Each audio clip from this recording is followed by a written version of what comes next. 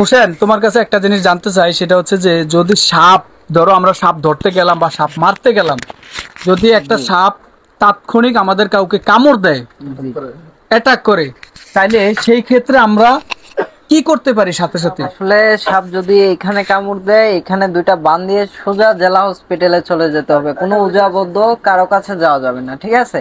এগুলাই থেকে বিরত থাকবেন। সোজা জেলা হসপিটালে চলে যাবেন। জেলা হসপিটালে গেলে আপনাদের ভ্যাকসিন দিবে। আবার তাৎক্ষণিক যদি আপনার পরনে কিছু থাকে, বান দেওয়ার কিছু নেই, তখন সেই ক্ষেত্রে আপনি যদি একটা লুঙ্গিও থাকে, ওইটাকে ছিঁড়ে বান দিয়ে ফেলাইবেন। দুইটা বান দিবেন, এখানে একটা, দুইটা। এরপরে পায়ে কামড় দিলে রানে দিতে হবে দুইটা বান, ঠিক আছে? দিয়ে সোজা জেলা হসপিটালে চলে গেলে ইনশাল্লাহ ওইখান থেকে রোগী সুস্থ আসবে ইনশাল্লাহ 100%। বাকিটা আল্লাহর উপরে। তুমি বলতেছো যে বান দেওয়ার জন্য, জি দুইটা বান দেওয়ার জন্য দুইটা বান দিয়া পাগুলা বা পায়ে কামড় দিলে বা হাতে কামড় দিলে এই অবস্থায় জেলা হসপিটালে নিয়ে যাবে। জি জি জি আর যদি এছাড়া অন্য কোনো অঙ্গে কামড় দেয়, তাহলে সেই ক্ষেত্রে আসলে সেক্ষেত্রে অঙ্গে আমি বলতেছি এটা, আমি বলছি 1 মিনিট, আমি আরেকটু ক্লিয়ার করে বলে দিই। আপনাকে যদি সাপে কাটে, মনে রাখবেন, আপনি বলেছেন, প্রশ্ন করেছেন যে হাত বা পা ছাড়া বিভিন্ন জায়গায়, পিঠে অথবা আরো বিভিন্ন জায়গায় যদি সাপে কাটে, হ্যাঁ, এই বিষয়টা আমি আবারও শুরুতেই আপনাদের কাছ থেকে আরেকটু ক্লিয়ার করে দিচ্ছি। যদি সাপে কাটে, বেশিরভাগই কাটে হচ্ছে আমাদের জমিতে কাজ করতে গেলে অথবা ঘরে কোনো কাজ করতে গেলে হাতে অথবা হাঁটুর নিচে, মনে রাখবেন, এখানে অথবা এখানে নিচে বেশিরভাগ সাপে কেটে থাকে। এখন এই ক্ষেত্রে করণীয়, আপনি বাঁধন যে দেবেন, বাঁধনটার মধ্যেও কিছু একটা রহস্য আছে, আমি এটাও ভেঙে দিচ্ছি। বাঁধনটা আপনি 100% দিবেন না, মানে আপনি বাঁধনটা যখন দেবেন একেবারে 100% খেঁচাইবেন না, 100% খেঁচাইবেন না। এতে করে আপনার পা হাত প্যারালাইজ হয়ে যাওয়ার সম্ভাবনা আছে। এটা এজন্য আপনাকে কি করতে হবে, 70% আপনাকে বাঁধনটা স্টিক করতে হবে, টাইট করতে হবে।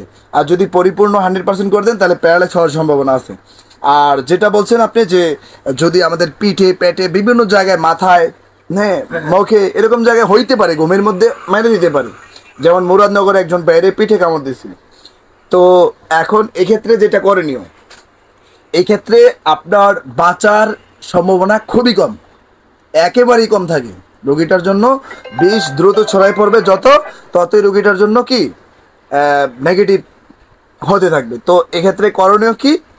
এক্ষেত্রে করণীয়, ধরেন আমাকে এখন পেটে কামড় দিছে বা যে কোনো একটা জায়গায় কামড় দিছে, তখন আমি কি করতে হবে জানেন?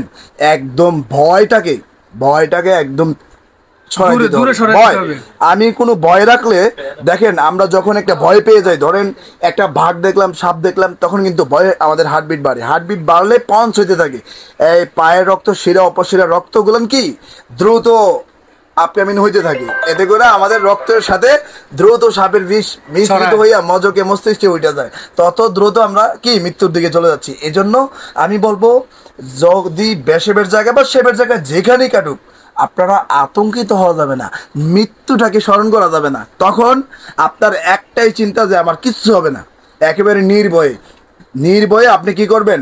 যদি আপনাকে কেউ ভুল পরামর্শ দেয়, ওজার দিকে ঠেলে, তাহলে এতে আরো আপনার নেগেটিভ হচ্ছে।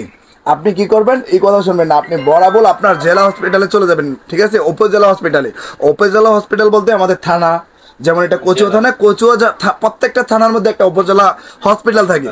মনে রাখবেন, এখন যে সময়টা, এই সময়টা বিশেষ করে উপজেলা হসপিটালে ভ্যাকসিন পাওয়া যায়, ভ্যাকসিন, অ্যান্টিভেনাম পাওয়া যায়, হ্যাঁ।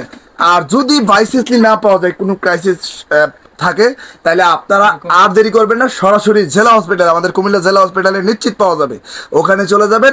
আশা করছি এই আপনাদের সাপে কাটার যে সমস্যা, এই যদি সঠিক নিয়মগুলো মানলে 100 থেকে মাত্র 10 জন বা 10-15 জন মারা যেতে পারে, বাকি সব বাঁচার সম্ভাবনা আছে। কেমন?